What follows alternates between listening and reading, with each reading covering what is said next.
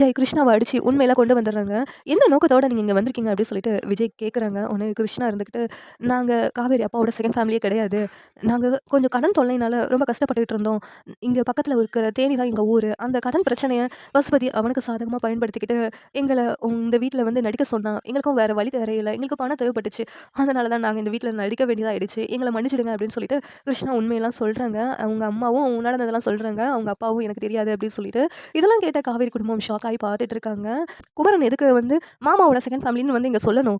உண்மைய சொல்லு. எதுக்காக? குமரன் எங்க இருக்கிறாங்க? அப்படின்னு சொல்லிட்டு கிருஷ்ணாவ மிரட்டி கேட்குறாங்க விஜய். உடனே கிருஷ்ணா இருந்துகிட்டு, குமரன் அண்ணன் பசுபதி கிட்ட தான் இருக்கிறாரு. பசுபதியோட கண்ட்ரோல்ல தான் இருக்கிறாரு.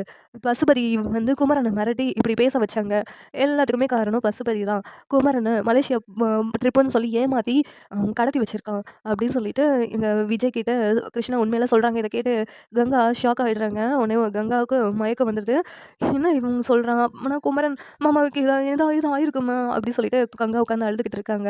அழாதக்கா அப்படி மாமாக்கு எதுவும் ஆகாது. அப்படி சொல்லிட்டு காவேரி ஆறுதல் சொல்றாங்க. உடனே விஜய் நிவின் இருந்துட்டு, நீங்க எதுக்கும் கவலைப்படாதீங்க. நாங்க அண்ணன கூப்பிட்டு வரோம்னு சொல்லிட்டு நேரா பசுபதிய பார்க்கறதுக்காக போறாங்க.